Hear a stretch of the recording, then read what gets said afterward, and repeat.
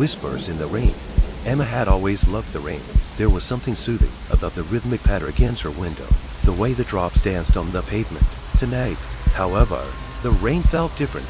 It was heavy, more insistent, as if it was trying to drown out the world outside. She wrapped herself in a thick blanket, settling on the worn couch with a mug of hot chocolate, the warm light from the lamp casting a comforting glow in the otherwise dark room. Her quaint cottage, nestled at the edge of Blackwood Forest, was a perfect retreat from her stressful job in the city. She had been looking forward to this weekend alone, away from the constant noise and chaos. Yet, as the night deepened and unease began to creep in, the rain had become a torrent, slashing against the windows with an almost furious intensity. The wind howled, rattling the old wooden shutters and sending shivers down her spine. Emma tried to shake off the feeling, focusing on her book, but the words seemed to blur on the page, her mind wandering back to the stories she had heard about Blackwood Forest, tales of disappearances, of people lost and never found, of strange lights seen flickering through the trees. She had dismissed them as mere legends, stories told to keep children from wandering too far. But tonight, with the storm raging outside, it felt all too real. A loud bang jolted her from her thoughts. The power went out, plunging the cottage into darkness. She fumbled for her phone, the screen casting a dim light as she navigated to the flashlight app. The beam cut through the blackness, revealing the familiar but now eerie interior of her home. Her heart pounded as she made her way to the kitchen to find some candles. The wind roared louder, and through the noise, she thought she heard something else, a faint whisper, almost indistinguishable from the howling storm. She paused, straining to listen, but it was gone. Shaking her head, she continued her search, trying to calm her nerves. The candlelight flickered to life, casting long, dancing shadows on the walls. As she moved back to the living room, the whispering returned. Clearer this time, it was coming from outside. Her breath caught in her throat as she approached the window, peering into the darkness. For a moment, she saw nothing but the sheets of rain. Then, a figure emerged, standing just beyond the edge of the forest, illuminated by a flash of lightning. It was a woman, her hair plastered to her face, clothes dripping wet.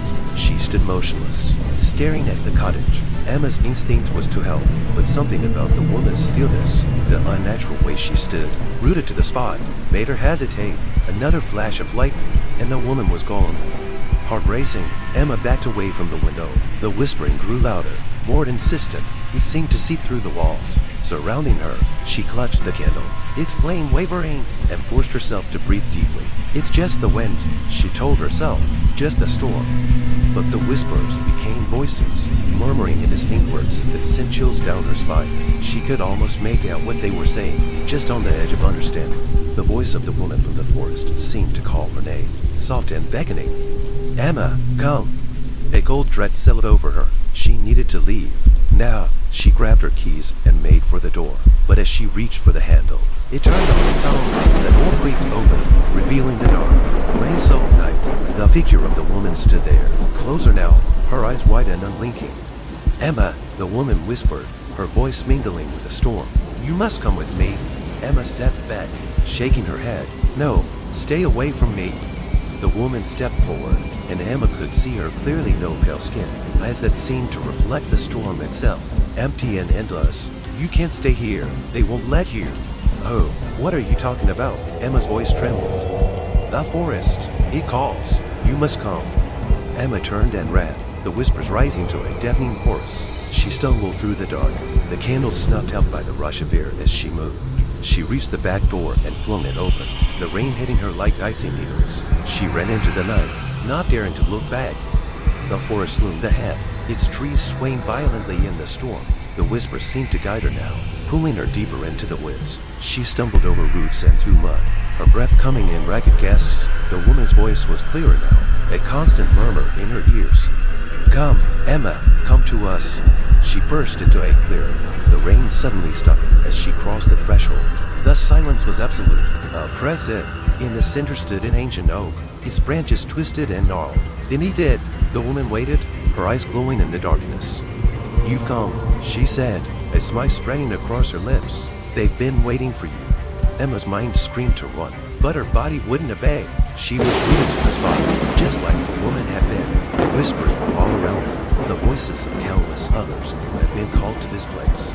"Join us," the woman whispered, and Emma felt her consciousness slipping, the darkness closing in.